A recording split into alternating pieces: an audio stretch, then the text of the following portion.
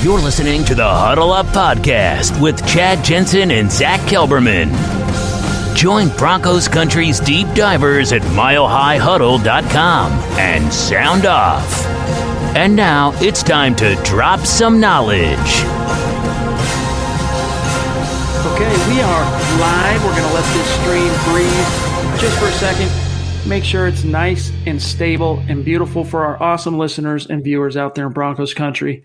Welcome in, everybody, to the Huddle Up Podcast, presented, as always, by Mile High Huddle, powered by Overtime Media. I'm your host, Chad Jensen, and with me, as always, returning from a couple of days off, my co-host, my partner in crime, Zack Kelberman. Zack, how you been doing these last couple of days, brother? A lot of stuff happening in Broncos Country, a lot of stuff happening in the world.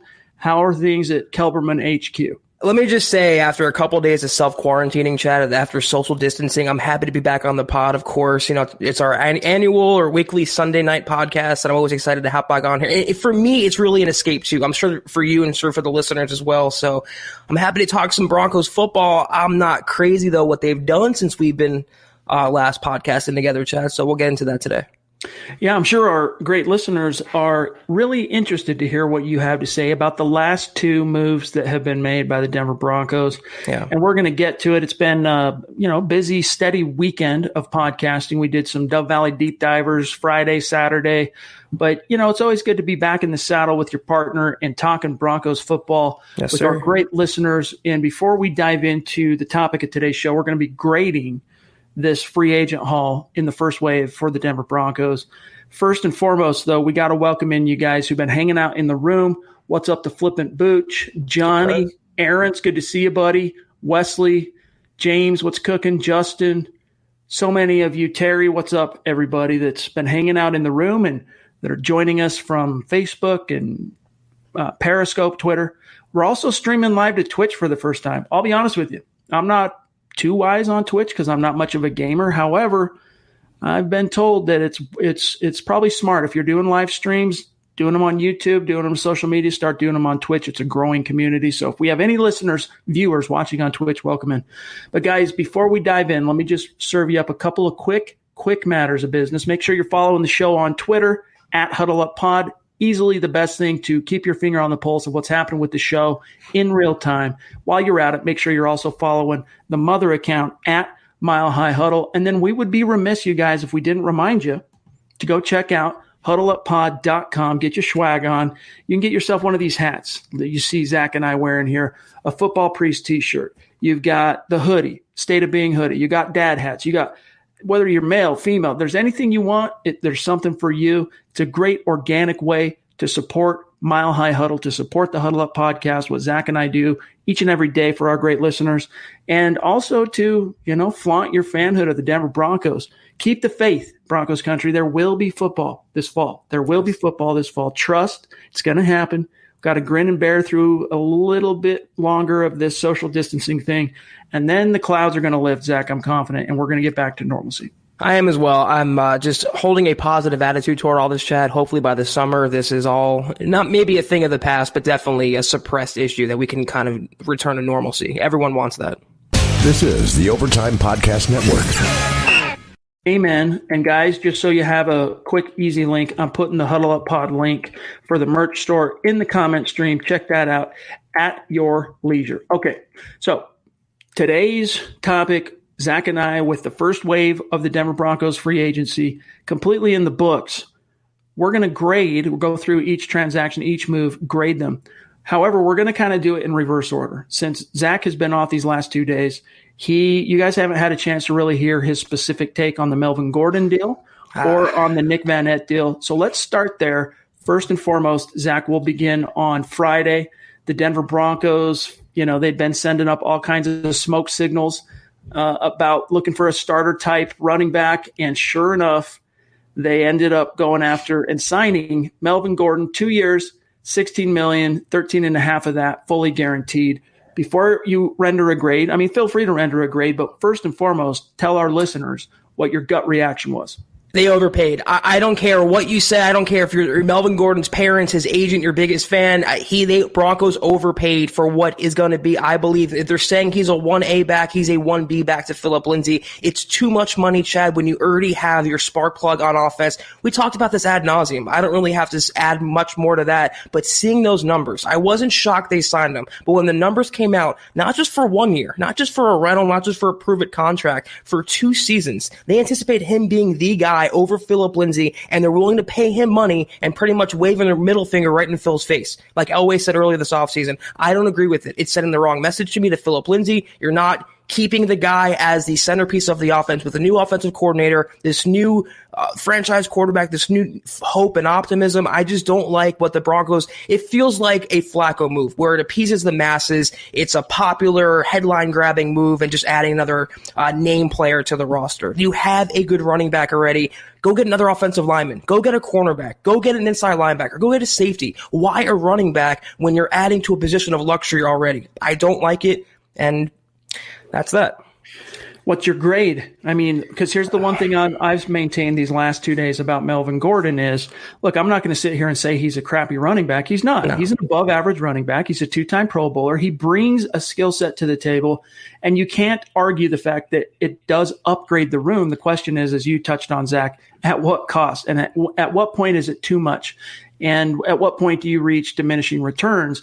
I'm worried, Zach, that they've already done that by paying him basically $13.5 million guaranteed, right, all while John Elway has kept alive the possibility, the topic in the public arena of getting Phillip Lindsay extended. The Broncos have control of Phillip Lindsay for the next 2 years before they really have to, push come to shove, pay him. And that coincides with the term on Melvin Gordon's deal.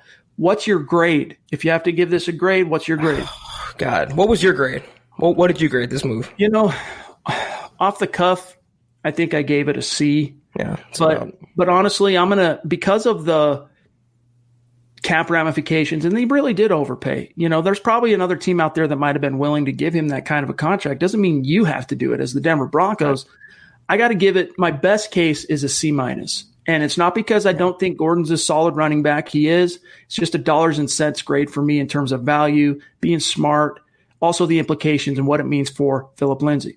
Yeah, I'm with you. I think that's where I was leaning. D+ at worst, and I think C- is more realistic for me. I mean, he offers pass catching ability. He's a veteran player. He was a touchdown vulture of sorts before his holdout with the Chargers. I don't like his attitude. I don't think he has as many holdouts, Chad, as 1,000-yard seasons. Phillip Lindsay has 2,000-yard seasons already, and he's a Pro Bowler as well. So you already have that guy. I guess a 1A, 1B, thunder and lightning approach. C-, and that's being optimistic for me. I'm willing to let it play out over the course of the season. This has the potential to blow up in their faces, just like Jamal Charles did, Chad. We were all excited about that a few years ago, Jamal being that 1-2 punch with CJ, and that was an epic disaster. Same with Flacco, same with all the other moves. Like you mentioned it seems like the Broncos, especially with Nick Vannett, who we'll talk about, like they're bidding against themselves. They're overpaying when no one is really beating down the door of these players. Melvin Gordon's market wasn't blowing up. It was the Dolphins, it was the Bills, I believe, and it was the Broncos. Why would you pay? And they make him, what was it, the 6th highest paid running back in terms of average annual value? Fourth, I think. Fourth? I think he's in top 5 now.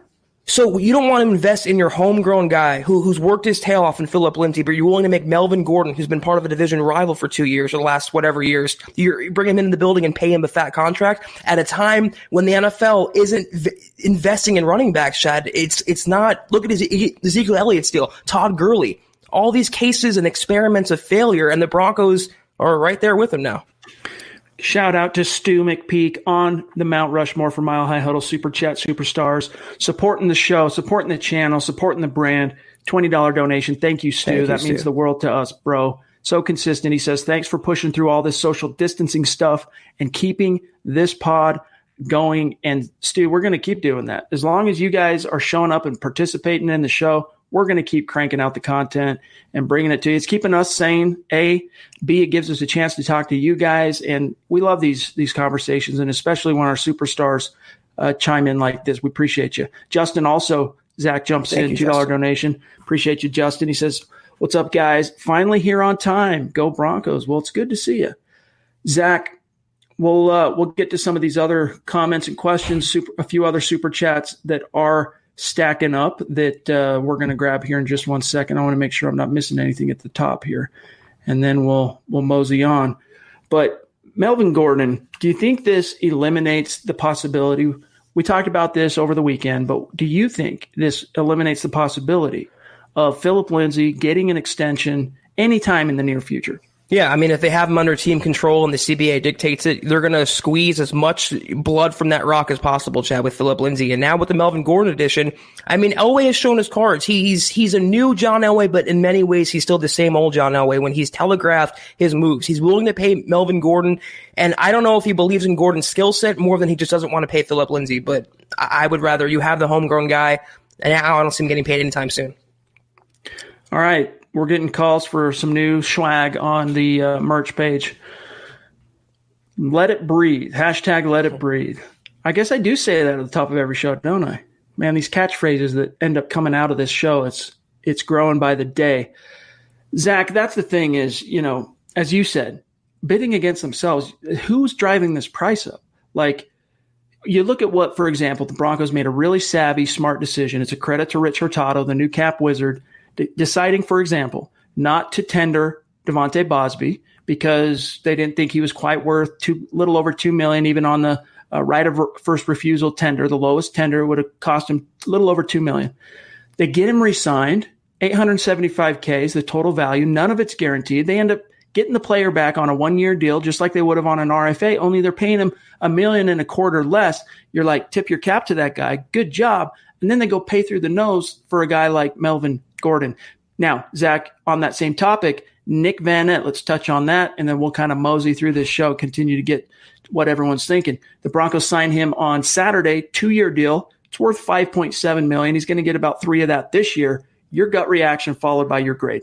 It's very random to me. I mean, in an offense that's going to barely feature one prominent tight end, Noah Fant, you're going to go pay $3 million guaranteed to a blocking guy who is kind of an overrated blocking guy. His reputation precedes him, but he's not this superstar blocker. You're not going to have the 6 offensive linemen on the field at all times. And if you wanted a pure blocker, why Trey Janovich, who is an all-around player on 2 sides of the ball? I don't understand, again, why Elway is bidding against himself. No one's beating down Nick Vannett's door. And you have Hireman on the roster for $4 million you can clear almost. You have Noah Fant. You have Fumagalli. You have Austin Fort. You have Andrew Beck. You have a surplus of tight ends. Why, when you still need a lineman, a cornerback, an inside linebacker, defensive lineman, would you invest in a tight end? So my grade on that, Chad, is a solid D. I'm going to go with. That's the thing is, it's not that he's a bad player. He's solid blocking tight end. I think he offers a little bit more as a receiver than people give him credit. But Zach, he had 17 receptions last year for 166 yards, and you're paying him basically the same level that you're paying Jeff Hireman. Now, it doesn't portend well for Jeff Hireman. That doesn't mean he's going to be imminently cut, but it's a good chance. There's a bold prediction from the Huddle Up podcast. Jeff Hireman, come opening day of the 2020 NFL season, is not going to be a Denver Bronco. Bold prediction. And I think, Zach, the Broncos telegraphed that with Nick Vannett, who's also Hireman's college teammate at Ohio State, oddly enough. So Hireman was a Denver Broncos 3rd-round pick in 2015.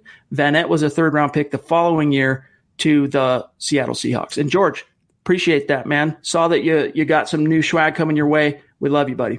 He better not be on the roster by week 1, Chad, Jeff Hireman. He should have been cut years ago, but that's another story. But when you have a guy who you can clear $4 million right now when you're kind of almost up against the cap and you still have to make some other moves, why would you bring in another tight end already, especially in a Pat Shurmur offense? Rich Scangarello's offense, I can see it. It's a 2 tight end scheme, a lot of tight end play. But for Noah Fant, you have your 1st-round pick, your future at tight end. Why would you go waste $3 million when you don't even have a starting guard if you sign Glasgow as a center? You're relying on Elijah Wilkinson. Who's behind him? Who's behind Isaac Adam in the secondary? Who's behind A.J. Johnson, an inside linebacker? You need more moves at more prominent spots. Bringing in a tight end that has one dimension to his game and paying $3 million for that, I can't sign off on it.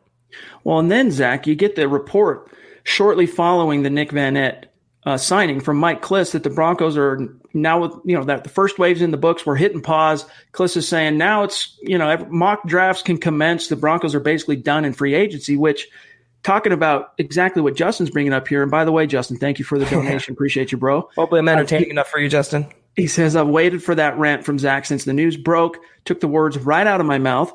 Where is our D-line? Too many holes on both sides of the ball.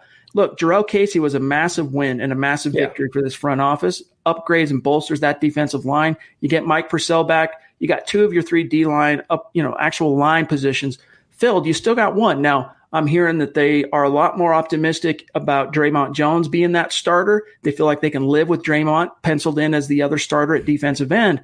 I don't think it's very wise to hedge on that and put that on him as an expectation. If he grows into it and if his play and his performance in camp dictates it, then by all means.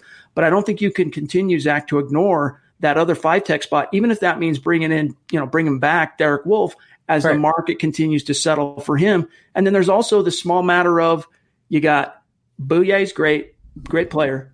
You've got Bryce Callahan that you don't know for sure is going to come back to the player he was in 2018. You got Devontae Bosby back. Those 3 are solid, but because you can't count on Callahan, you need one more move. All I guess we can interpret from what Kliss is saying in that tweet, Zach, is that they're content to maybe fill those spots in the draft. I mean, let me just say, I know I have some reputation as hating all these Broncos moves, but before, Friday, I was loving what they did with Jarrell Casey, AJ Boye, even Jeff Driscoll at backup quarterback. These last couple moves, though, it's my honest opinion. I just can't get on board when you're already up that much against the cap. It's puzzling to me when you don't have a cornerback group that you can rely on in Vic Fangio's scheme. When you have one starting defensive end on the roster right now, I don't want to count on Draymond Jones. I don't want to count on DeMarcus Walker being the primary backup and him being one snap away from starting. You have Casey at starter. You have Mike Purcell, but you lost Gotsis. You lost Derek Wolfe potentially. You lost Shelby Harris. You don't have the starting caliber defensive end. I'm with you. I don't think Draymond Jones is cut out for it yet. I think he should be passed the torch by someone like Derek Wolfe slowly but surely this season, and not be thrust into a starting role. So when you have one defensive end on the roster, but you're going out paying $60 million for a running back, $3 million plus for a tight end, I have to question what Elway is thinking and why he's directing his attention to those spots. This is the Overtime Podcast Network. By the way, I found the solution. So when the comment stream spits past beyond where you and I can scroll back and it skips super chats and we can't get them on the screen, I'm just doing this from now on. And that did so on Duke. Duke jumps in. $10 donation. Thank you, Duke. You are the man. He says, what's up, big bros? Just dropping my donation of Dogs Go Broncos. Appreciate that, dude. That means the world. And again, I wish I could show your card, but this comment stream, when you've got really passionate fans hitting it hot and heavy and the conversation is on fire, sometimes that thing moves really fast, Zach, and we can't go back. It's really dumb. It won't let us scroll all the way to the top to the beginning of the chat. It starts cutting it off in segments, depending on what the, how hot and heavy the comment stream is. Edward jumps in, super chat, superstar, $20 donation. Wow. Thanks. Thank you, Edward. Love the shirt. As you know, my friend, he says, I don't like the Gordon signing. I don't like the new tight end signing. I would rather get Prince Amukamara. What do you guys think about all the free agents we've signed so far? Honestly, as Zach said, and again, thanks, Edward. That means the world to us, as you know. Aside, up until the Melvin Gordon deal, I think you have to give counting the trades and even letting guys like Chris Harris and Connor McGovern go. You had to, and Will Parks, which we'll get your take on that as well. We haven't gotten your take on that. I'm thinking like overall up to that point, high B, like a B plus in terms of the job they did. Yeah. But these last 2 moves, and again, it's not like they're bringing in busts of a player in Gordon or Vannett. It's just a questionable. Both of them just have their own unique questions, which lowers the grade overall. If I had to render one now, I'd probably give it like a C plus overall, what they've been able to do in free agency, counting Gordon, counting Vannett, which again brings that grade down to where it would have been closer to a B plus, closer to almost a perfect score. Yeah, ironically enough, I'm going to give it a B minus even after those moves. I just love what the Broncos did so much with Jarrell Casey, so much with Boye, getting 2 Pro Bowlers, multi-time Pro Bowlers for 4th and 7th round draft picks. So I loved Elway's approach to the signing period before these last 2 moves, but as mad as I am about them, they still can't bring that grade too far down. I still overall like the approach LA has taken, and he's done way more good than bad. I want to make that clear. Way more good than bad. I just want to let Melvin Gordon, especially that move, play out before I render a judgment. I heard the exact same things, people pushing back against me. I heard the exact same things about Joe Flacco, the exact same things about Jamal Charles, exact same things about Case Keenum. Let this move play out, and I will happily eat crow if I'm wrong. Let's grab Lonnie on Facebook. He brings up an interesting point. First, he says, I agree we could have picked up a running back in the draft. I'm wondering how much of this was Shurmur wanting Melvin Gordon. I think he can be a good back for us, though. And there is the distinct possibility that you're right on that, Lonnie, that he's going to end up being a solid pickup for this team. It's just a question of at what cost, value, et cetera. Zach, your thoughts on how much you think maybe Pat Shurmur actually played a role in John Elway not only paying a running back the most he's ever paid a running back ever as a front office guy, but doubling what had been his previous personal best in terms of the $4.5 million they paid C.J. Anderson following Super Bowl 50. Those couple of years he's making about $4.5 million, basically doubling that. Your thoughts on Pat Shurmur? Well, I'm sure Shurmur had influence. I'm sure he gave his input to John Elway, but it's funny because in New York, Shurmur had a one running back system with Saquon Barkley. So he already had Phillip Lindsay, which is not a Saquon Barkley, but still a very good running back. So I don't know that he was patting the table or advocating for that move. This screams of John Elway. His has his fingerprints all over this move. Like you mentioned, Chad, he telegraphed it months ago, weeks ago. He's been leaning in Melvin Gordon's direction. And when Elway gets someone or something in his head, it's a wrap. Nothing can change his mind. Nobody can tell him anything. And it just seems like, I don't know, I don't know if it says more about Melvin Gordon or more about Phillip Lindsay. It seems like Elway does not want to invest in Phillip Lindsay, so he's doing the alternate routes. He's trying to get around paying him by bringing in other players to compete with him and potentially take touches and snaps from him, and that's where I criticize the move. Before we grab slightly above average, in fact, let's grab him first. Thank you. Slightly above average jumps in, $5 donation. Appreciate you, bro. He says, agreed to the Gordon signing. Don't understand it for the price with Lindsay in the backfield. I'm not giving up on Freeman. C-plus signing, and I think that pretty well sums up. Let's grab James, too, and then I'll grab this tweet I wanted to get your take on. James jumps in, Super Chat Superstar. Appreciate you, brother. Why, for the love of everything beautiful, would you not be on your horse, pardon the pun, to sign Prince and instead overpay for a running back? Perplexed. And, Zach, I think that pretty well sums up how we feel about it. Let me grab these tweets real quick from friend of the show, Cecil Lamb. He does a great job as a host there at 104.3 The Fan in Denver. His two tweets I wanted to bring your attention to, Zach. I'm not sure if any of our listeners saw this, but here's two tweets that Cecil had this afternoon. Quote, Phillip Lindsay had the second highest drop rate in the NFL behind only Tyrell Williams last year, 10.2% drop rate. Meanwhile, Melvin Gordon had a drop rate percentage of 6.9%. The NFL average for all running backs and wide receivers was a 3.5% drop rate in 2019. Second tweet, quote, Lindsay had a miles per hour average of 10.63 compared to Gordon at 9.78 when hitting the line of scrimmage. Lindsay may not have the same long speed as Gordon, but he has been getting to top speed faster, and the data, thanks to Next Gen Stats, shows that. Zach, the reason I'm bringing these up, the idea that Melvin Gordon brings a more polished skill set as a receiver, it may be true comparatively to Lindsay in terms of just where they're both at as receivers out of the backfield. But is it really worth $8 million? A guy that caught, I think he had, 40 receptions or something last year. Phillip Lindsay had 35. The drop rate's different, but is it really worth that premium, that gap? See, that's where I draw the line, because I genuinely believe Melvin Gordon is a good running back. I'm not saying he's not a good player. It's just the Broncos, and no one can dice it another way. The Broncos overpaid for his services. I'd like a move a lot more if it was just Royce Freeman in the backfield. And also, let's consider Freeman was looking amazing before that ankle injury a couple seasons ago. Fans were loving him. Now they want to run him out of town for Melvin Gordon. So it just shows the fickle nature of the business. They already had two very, very capable running backs, and you're spending $16 million to add another to the stable. I don't see how you don't say the Broncos overpaid. You can like the move, you can like Melvin Gordon, you can like what he brings to the offense, but if you're going to look me in the face and tell me they didn't overpay for him, I think you're lying. Corey H. jumps in, $10 donation. Appreciate you, Corey. Says, I love Lindsay, but so many times when the defense knows we're going to run, he gets stopped. We need first downs. We need someone who consistently moves the chains. And that's a fair point, Zach, in that, let's face it, Lindsay's not a short yardage guy. He's not a move the sticks on third and short, fourth and short.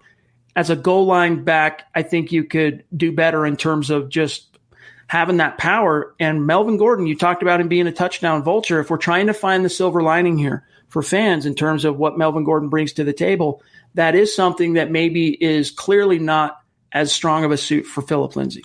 But isn't Royce Freeman that vulture, Chad? Isn't what the Broncos drafted him to be? Is that early down and goal line thumping running back? They have him on the third round, no less. Right. I mean, he's a high round investment, and he is supposed to be the guy, and I think he can be the guy. And how bad are Phillip Lindsay's hands? I mean, the Broncos are making it seem like he has literal bricks for hands. He can catch a football. You can work with him in the offseason and develop his pass catching ability. Why spend $16 million because your star running back has below average hands? That can be taught. That can be sculpted. That's where I just draw the line. That's where I don't see the money aspect of Melvin Gordon. I just can't get on board with. Terry off the top rope up in Canada, $5 donation, proving as always that Broncos country is not a geographic location. It is a state of being. This bovine scatology is getting real up here now. Much love as always. Stay safe, Broncos country. # football priest. # state of being. That's a new phrase. I've never heard that one before, although I get what you're saying. Bovine scatology. Very well done there, Terry. Appreciate you, bro. James Moss jumps in as well. Last donation for a while. Hey, dude, that's all good. Appreciate you chipping in. That means a ton to Zach and I. We understand how things are going. We want every one of our listeners to understand. We understand times are tough. Things are uncertain. The ground is shaking under everybody right now in a figurative sense. And so, if you can't do it, it's fine. I mean, just being here with us, participate in the conversation. Yeah. James, we appreciate you, my friend. Thank you. He says it took a lesser paying job to be home more. Keep up the good work, guys. Stay safe, everybody, and go Broncos. Appreciate James, that. We hope that that job works out for you well. And Zach, that's something that we've heard from quite a few of our listeners in the community, that they've been affected job-wise with this social distancing. Yeah, it's tough. And to James and everyone else, we definitely appreciate your support, but take care of your own right now. Take care of your own house, figuratively and literally. Stay safe. Keep your hands clean, and we'll get through this together. But thank you very much, James. We appreciate that. All right, let's bear with us here just for a second, guys. The comment stream just jumped, and I don't want to skip anybody. Zach, while you grab Kyle here, well, let's grab Kyle first, actually. $2 donation. Thanks, Kyle. Sorry, I can't do more. Pulled everything out in cash. It's all definitely good, appreciate it. Yeah, that means everything to us. Thanks, you, my friend. Grab James real quick. I'm going to circle back on YouTube, make sure we didn't skip anybody. All right, James dropping in $4.99. Appreciate you, James, as always. They said buddy. The Broncos, they signed the tight end to help protect Locke, perhaps more 2 and 3 tight end sets. What the tight end signing means is they really don't love Locke. They really, really love Locke. Excuse me. Yeah, I mean, I guess I like it in the sense of it's going to keep him upright and be a 6th offensive lineman. But if you look on his tape, you look at what people are saying on Twitter, his blocking reputation is really a little overrated. So if the Broncos are thinking they're getting this all-world blocker, I think they might be disappointed. But anything that helps Locke, I am all for. But can you have maybe signed another tight end for less than $3 million? Can you have drafted a tight end in the 5th or 6th round and paid him, a third of that? That's the route I would have gone when you have Noah Fant, your former first-round pick from last year, being the star this year. I mean, he's a solid tight end, is Nick Vannett. Is he the second coming of Noah Fant? Let's not kid ourselves. I mean, even this is something Eric Trickle talked about. I think it was on yesterday's Dove Valley Deep Divers. Eric, he scouts each and every class. He goes through hundreds of prospects each and every year. And in 2016, he had a solid evaluation, a solid grade on Nick Vannett. But in Eric's estimation, he has underperformed as a former 3rd-round pick in the league since then. And even last year, his 1 year in Pittsburgh, again, guys, 17 receptions, 166 yards. And I want to grab this from James real quick. He says, looking at over the cap, the difference between Hireman and Vannett is $1.72 million this season. Vannett's 2020 cap showing as $2.078 million, including a $15,600 per game roster bonus, which makes him, I'm not sure, 13 LTBE. Likely to be earned. Thank you. Have to think Jeff Hireman is gone, though, and I think that's a fair point, Zach. He should have been gone years ago. I don't know why he's still on the roster. 3rd-round tight ends don't really sit well in Denver, but yeah, I mean, the Broncos, that's a lot of money. It's not just a couple $100,000. $4 million can go sign Prince Amukamara, can go sign Derek Wolfe today. So he should be cut right now, yesterday. This is the Overtime Podcast Network. Black Knight 232 jumps in. Longtime Super Chat superstar. Appreciate you, brother. Thank you. He says, I get that people dislike the Gordon signing, but he's so much better than Royce. Plus, it also extends the life expectancies, et cetera, career expectancy, let's say, of Phillip Lindsay. #trust the process. And that's the one thing that Black Knight and all of you out there, that when you take it, this is gut reaction. We give it to you straight. But at the end of the day, we want these signings to work out for the team. We're not trying to say, right, this spells the end of this position group, or this player is going to make the Broncos tank or something. No, dude, we want these guys to succeed. We just question some of the wisdom, especially in terms of the dollar figures. And in regard to Vannett, it's not even so much about the dollar figures. It's a matter of you're adding a tight end, which is a position of strength, frankly, for the Denver Broncos before you even added him, when you still have so many other glaring needs on the roster, Zach. But what is this trope about Phillip Lindsay being injury prone? He can't stay healthy. He had a freak wrist injury, which can happen and does happen to any player regardless of circumstance. And he came back last year and was a all season performer, had 1,000 yards. So I don't understand this reputation. And it's amazing how he was the host of Denver a year ago, and now they're pushing him out of the way, some Broncos fans, for Melvin Gordon of all people. If you wanted to keep him healthy, draft a running back. You don't need to spend $16 million for a breather guy. That's, again, the money I can't co-sign. It's hard to wrap your brain around. It really is. And again, I think Melvin Gordon's a solid running back. He's an above average running back. He's 27 years old. He's still got, I think you can argue he's probably going to be okay these 2 years that he signed up in Denver. But I wanted that money to go to Phillip Lindsay, man. That's really another part of this that just nags at me and bothers me. James jumps back in on Super Chat. Appreciate you, bro. He says, you need a program to separate the Super Chats in order. Good idea. Maybe, James, as we grow, we can figure out a way to do that and have like a producer that's on site with us the whole time and organizing that as we go. Who knows, dude? Maybe we'll get there here in the near future. We'll see. Ariel jumps in, $2 donation. Appreciate you, Ariel. I like where we're headed. Build around Drew Lock. That's one thing. And now, if we take this the complexion of the entire first wave, Zach, I think the Broncos did a pretty good job in terms of stacking those shelves for Drew Lock, building the nest, as it were. They still have some moves to be made. They still need to figure out what's going to happen with Derek Wolfe and the spot he vacated if they don't re-sign him. And it's just nagging me. They need one more corner, and I prefer that to be a veteran corner that they could rely on as opposed to a rookie corner. I mean, look at the last couple of corners the Broncos have drafted, Zach. Yep. Brendan Langley, Isaac Yiadom. Langley ended up flaming out. Yiadom, going into year 3, my dude is still developing. You can't count on him to make an impact. So whereas a veteran's a known quantity, and there's no guarantee that veteran's going to work out, I get that, but there's a higher probability that they can at least step in the short term and make a difference.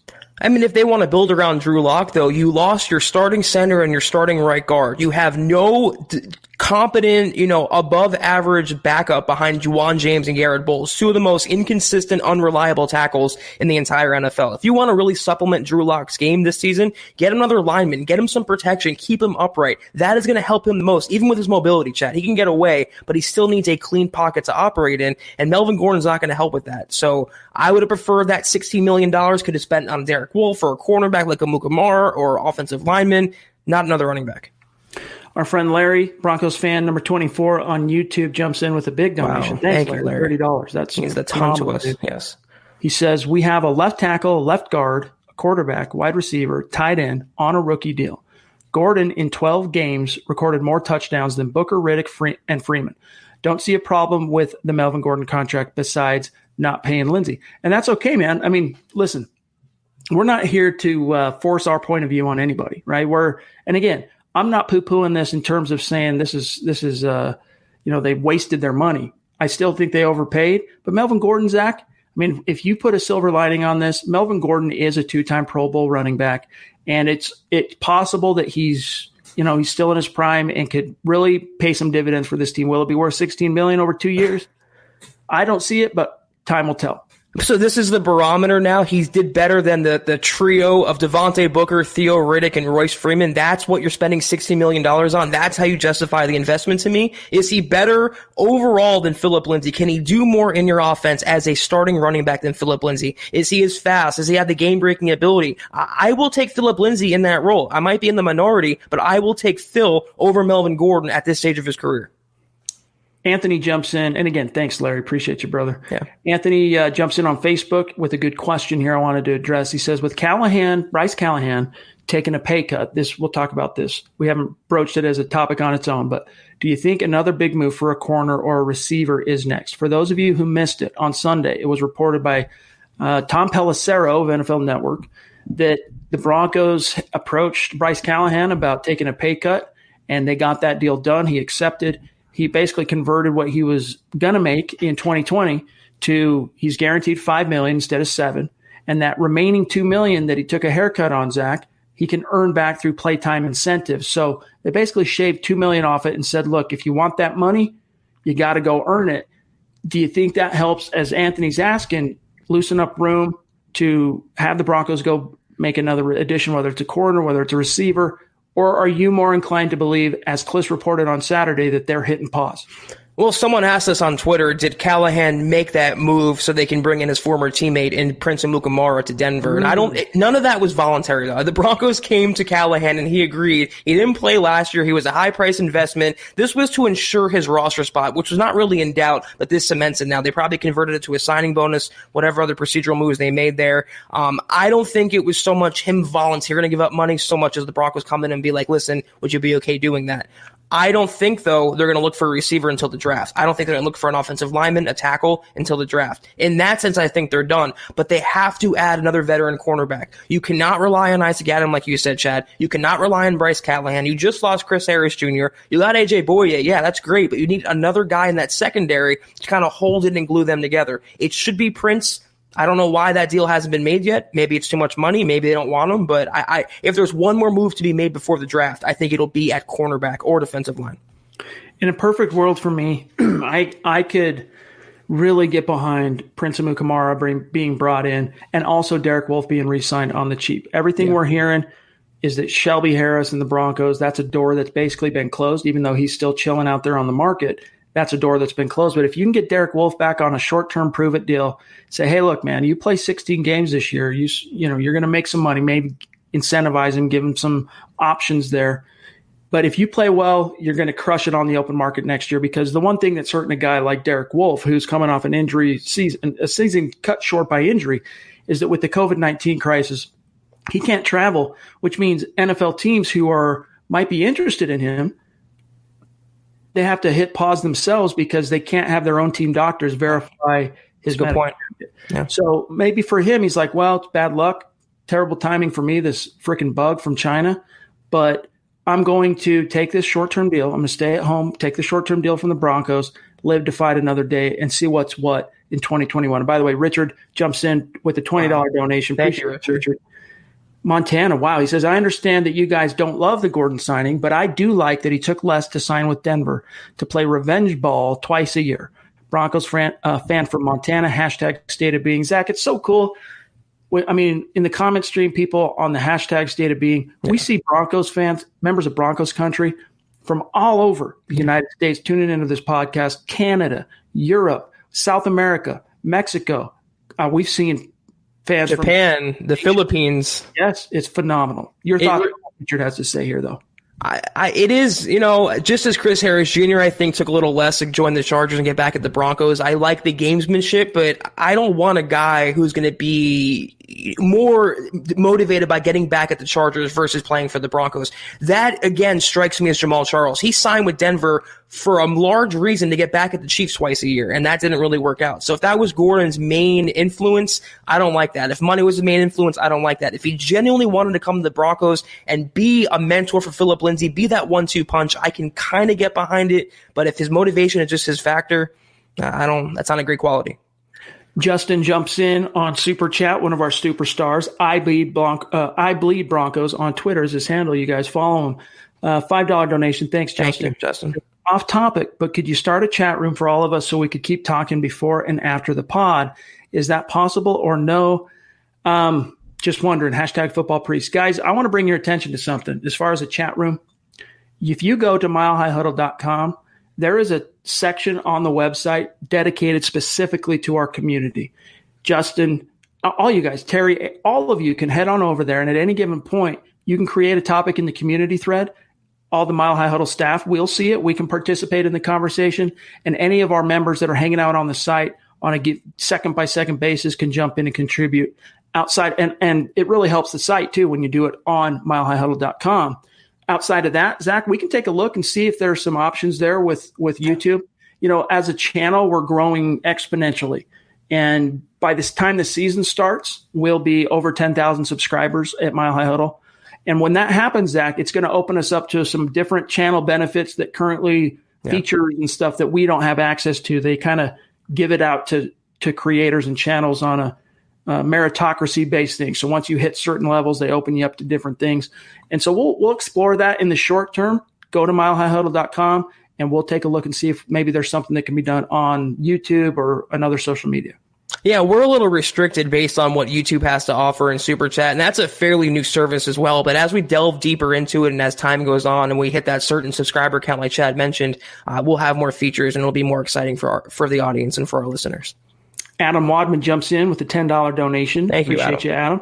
He says, do you think that they have seen something from Lindsey and Freeman, such as drops in practice, needing Gordon to be a pass-catching back? Love the show, guys. Appreciate you, Adam. And by the way, Adam, if you're on Twitter, let me know in the comment stream what your handle is so that I can tag you after the show. And the same goes for, I think I got pretty much everybody we've talked about so far. Duke, I'm not sure about you. Duke Rose, if you're on Twitter, message me and let me know what your handle is so that we can tag you after the show. But Zach, your thoughts on the idea that maybe, who knows, maybe it's Pat Shurmur, watch the tape, not seeing what he wants to see from pass catching perspective from Lindsey and Freeman, motivating this move to overpay Melvin Gordon. And that might be it, but I'm just spitballing here. It just screams of a John Elway move, Chad. It screams of him getting someone in his head and going out and spending a lot of money for him and grabbing those headlines and making those waves. I don't think it was a Shurmur call, and Elway being the GM and being the team czar, he has final say anyway. And in conjunction with Shurmur, in conjunction with Rich Hurtado, it was still Elway's call. Again, though, if they're worried about Philip Lindsay's durability, give him a shot. If they're worried about his pass-catching ability, develop his hands. If you're still worried about it, go draft a pass-catching running back. There's a glut of them in this upcoming class in the 3rd, 4th, 5th, middle rounds. You can get your guy and save a lot of money and still make Phil the number one. I just don't think Elway wants to make him the number one, and I don't think he wants to pay him as a number one either. I just don't understand why he kept the topic alive of getting him an extension when – you know, on that end of season presser on December 30th, when he was asked that question about getting an extension, early extension, because since he qualifies as a former college free agent to Philip Lindsay, Elway could have buried it right then and there, slammed the door, and just said, that's not something we're considering right now. Fair. Next question. But instead, he talked about being one of the 32 dum-dums that passed on him in the draft, like Vic talked about, and how great he is and what a value to the team he is. Yeah, that's something we'll look at. He kept it alive.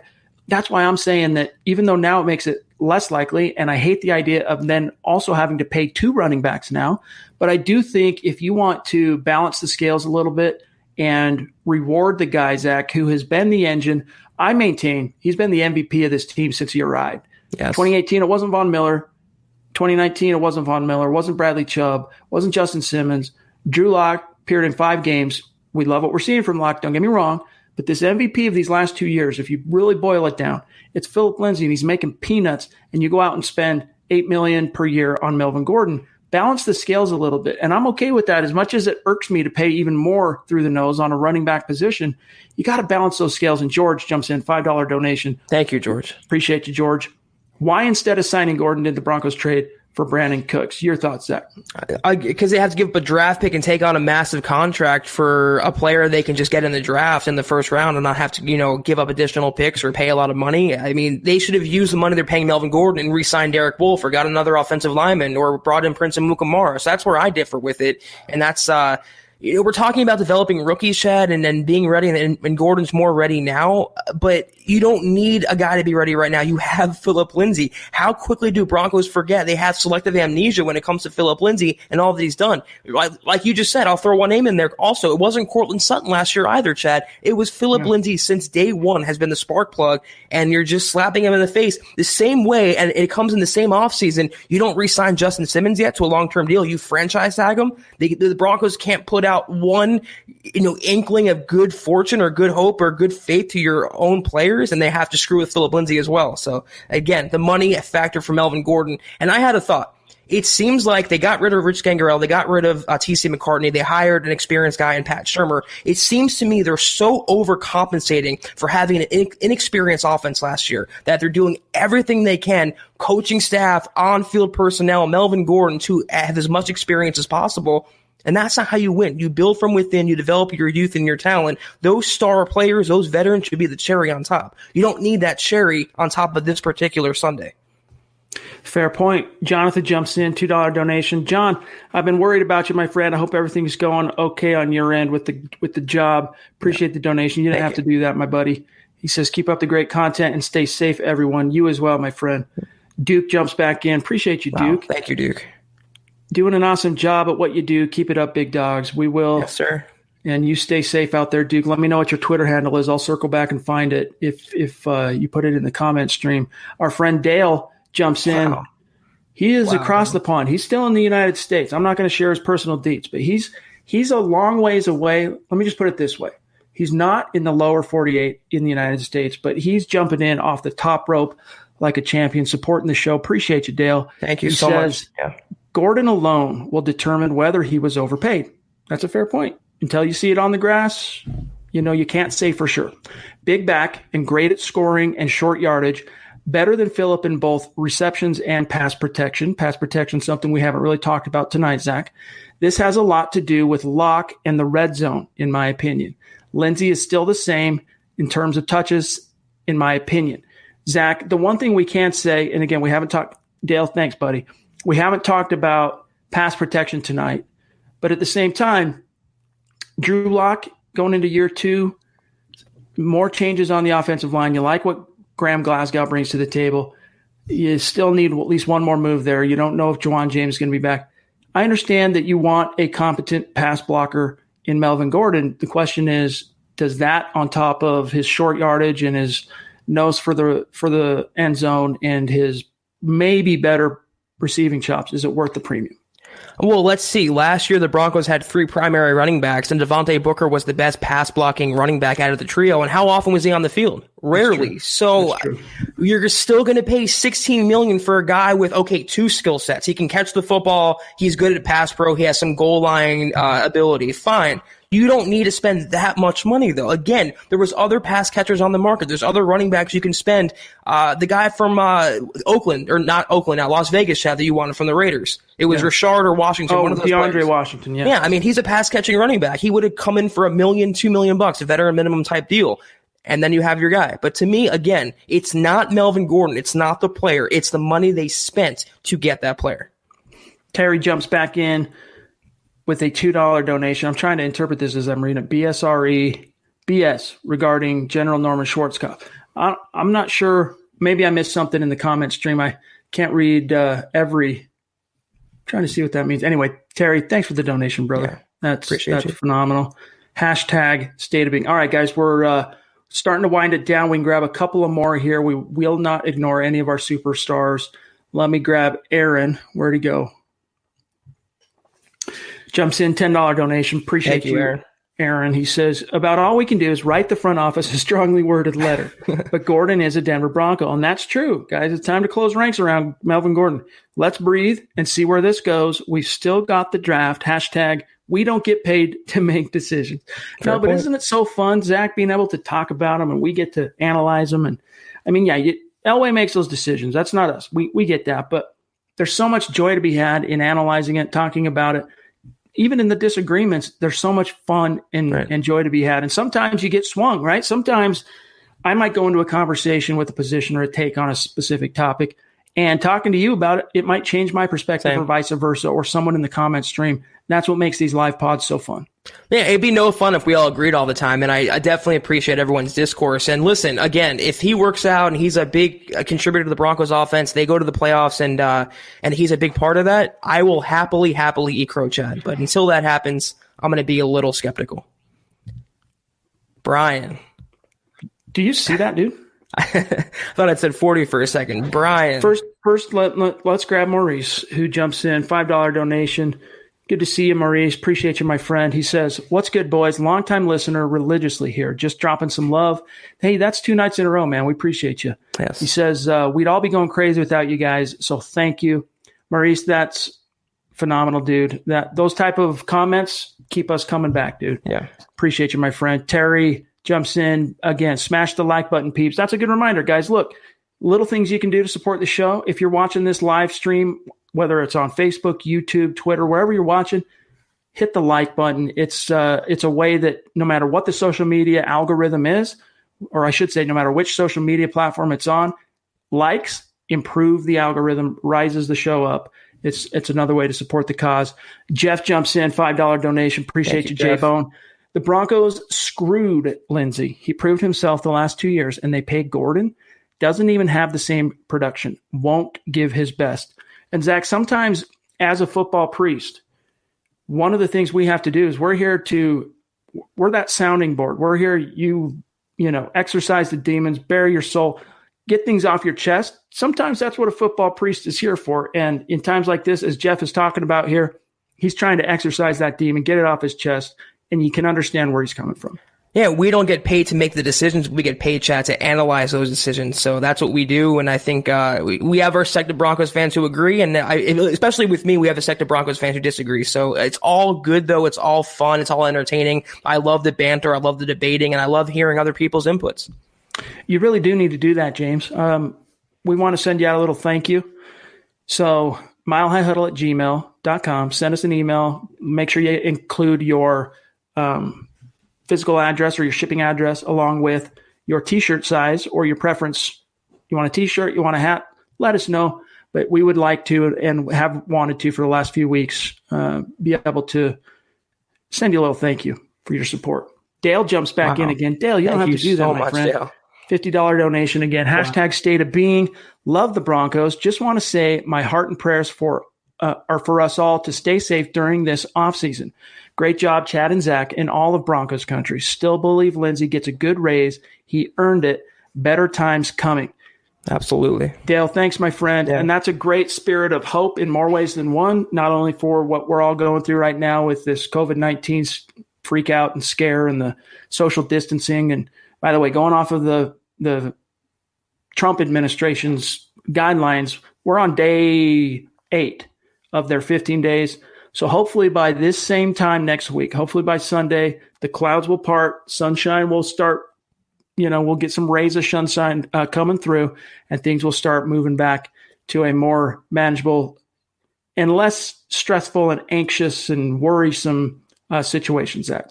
Yeah, Dale, I personally appreciate that little shred of optimism. You heard nothing but panic through the mainstream media, nothing but panic on Twitter and fear-mongering about this disease, and it's very, very serious, and we should all take precautions, but it's so nice to hear some positivity, and any Broncos fan should definitely heed your message, so we do appreciate it. Thank you. Well said. James, again, jumps back in. Thanks, James. He says, we could have robbed the Texans of their running back and made them give us their next 10 first-round picks for a soggy freedom. That's funny, man. I'll tell you what, though, you would think that Bill O'Brien is under some inordinate pressure and stress because he's gotten at least 2 division crowns. I know he won the division with Osweiler. He won it last year with Deshaun Watson. He might have won it one other time. So he's got some trophies, as it were, in the war chest, so to speak. He's got a little, leeway probably with ownership, but at a certain point, when you don't have a GM and you're making controversial moves in free agency and trading guys for nothing, studs, all pros for nothing, you got to figure that that's eventually a chicken that's going to come back to roost. Timmy jumps in, $2 donation. Appreciate you, brother. It's good to see you. Timmy, let us know what your Twitter handle is so that we can shout you out. And the same goes for Maurice. I didn't mention that earlier. Be sure to let us know, Maurice, if you're on Twitter, what your Twitter handle is. Appreciate you jumping back in like a boss. He says, Elway is literally starting to take away from what Pat built and starting to make the Broncos look bad with this lack of loyalty. Shake my head. Look, I'm not saying pump the brakes on negativity heading Elway's way. All Zach's pointing out in what he said a few minutes ago is that when's the last time John Elway paid a homegrown guy? Seriously, think about it. Who was the last guy? Matt Paradis didn't get a deal. Yep. Akeem Talib got traded. Sanders, maybe it was Sanders was the last homegrown guy that got an extension. I'm trying to think, man. And he wasn't even homegrown. They traded for him from the Steelers. Or they signed him, yeah. Agent. But you're right. He wasn't a homegrown guy. I'm trying to think. Vaughn, Wolf, Harris all got extensions from the Broncos. Harris is gone. Wolf could be gone. Vaughn's still around. Brandon McManus has still got his contract. He's playing on a team option this year. I'm trying to think. Todd Davis. It's one of those guys. Like Vaughn's the only one, it looks like. And that's what Maurice is pointing out here and what Zach was intimating earlier with regard to this whole conversation as it relates to Philip Lindsay is you have no idea how impactful on multiple levels of analysis, paying a guy like Philip Lindsay and letting that locker room see that when you bleed blood, sweat, and tears for this team and you do it the right way and you're high character and you put it out on the grass, you're going to get rewarded for that. The message he's sending right now is actually the opposite of that, Zach. And it's funny because he can't even say, I don't believe in investing in running backs. Then why'd you just make Melvin Gordon the fourth highest paid in average annual value? So he's talking out of both sides of his mouth. And in an offseason, again, when you don't re-sign Justin Simmons, when you let Connor McGovern walk, you let Will Parks walk, another homegrown guy, will you just extend that good faith to one player? Stop with the tag. Stop with the trying to squeeze every drop. Look at the way Chris Harris Jr. ended his tenure with the Broncos on kind of rocky terms. Emmanuel Sanders, Akeem Talib. It doesn't really portend well to the overall reputation of the team. Now also, Maurice, I appreciate your comment. I just think it's a little much to say he's tarnishing the reputation of Pat Bowlen. He's not even tarnishing the reputation of his own offseason this year. He's had a really, really good free agent haul. Chad and I just kind of disagree with the money he's investing at non-premium, non-need positions. Yeah. The thing that's tarnished Pat Bowlen's legacy the most has just been the losing. And that goes at Elway's feet. That's an Elway reflection for what it's worth. Timmy jumps back in. Appreciate you, Tim. Thank you. $2 donation. We have a new record holder on Super Chat. By almost double. And I don't even know what to say to that, Brian. Wow. Honestly, it blows my mind, dude. You really didn't have to do that. You don't have to do that. No. It's seriously, I'm speechless, Zach.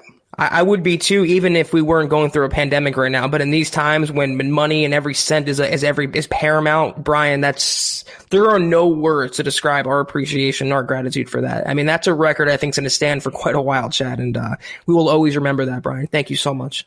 Dude, it means the world to us, and we're going to keep working hard for you. We're going to keep going to bat on the written articles, the videos, the live streams, the podcasts. We're going to try and keep your mind off of this craziness that's going on around us right now. And again, I maintain, as Dale was talking about just a few minutes ago, an optimistic perspective that within a week or so's time, we're going to start going from panic on every headline to positivity and breakthroughs and things happening and good things to pass on and report. And I honestly think that, by the time we get to this summer, Zach and I were talking about this even before we went live as it relates to the NFL season, because it's up in the air right now. I honestly believe I maintain the faith, dude, that by the time we get to this summer, this scary time is going to be well in our rear view, and you can look forward to your Denver Broncos playing football next fall, even if in a worst-case scenario that means they have to play the games without fans. In a worst-case scenario, but we'll see. And again, Brian, no words for that, dude. It almost brings a tear to my eye. Appreciate you, my friend. I really do. That means the world, guys. We are running out of time, but we're not going to let any Super Chat superstar languish. We're going to grab each one, and then we got to get out of here for tonight. Adam jumps in. Appreciate you, Adam. Thank you. Okay, good to know. Adam, okay. Just a word of advice, my friend. I say this to anyone that's got all the digits in their handle. I would change your Twitter handle, simplify it. Just use your name, use your initials. Only 2 of those numbers, 3 of those numbers with your last initial would probably do the job. Just something to look at. Makes it easier for guys like me to remember when it comes time to tag you on Twitter. But again, thanks for your donation. And he said, don't agree with the money, trying to stay optimistic. Amen to that, my friend. Justin jumps back in. Yeah. That's funny. No kidding, dude. I'm going to have to check my temperature. Appreciate you, J-Bone. Dale. Okay, wow. I didn't want to say it. You said, okay, I know. I hinted at it, right? Not being in the lower 48. Dale's out there soaking up the sun in Hawaii. He says, by the way, Hawaii has a lot of Broncos fans, San Francisco and Denver. Wow. Big Brian, nice. Love the passion of you guys. Analyzing is fun. That's why we're here. All because of you guys. Wow. We're here because of you guys, man. If we were just talking to each other, we'd be doing it on text. We'd be like shouting over the Grand Canyon and just hearing echoes back. You guys are why we're here, and we love you. We appreciate each and every one of you. Let's see here, guys. What else we have? Jason Metz, good to see you, buddy. Appreciate that. Means a lot. Let us know if you are on Twitter, please, so that we can tag you. Same for you, Justin. Appreciate that. Thank you. It's awesome, buddy. That means the world to us. All right, guys. Let's see if there's anything else. JD, I live near Houston. All the Texans fans are in total freak mode. Oh, I bet. Right now. And I believe that. All right, guys. One or two more, and then we really do have to go. Let's grab let's see any questions here. Let's grab Eddie. Hey, guys, I wish I could give you all something, but I'm on a fixed budget. No worries, Eddie. All good. 66 years old, but I'd like to thank y'all for this podcast in these uncertain times. Give us some time to enjoy Broncos country. Again, thank you. Be safe. You too, Eddie. Seriously, man. God bless you, Eddie. Thank you.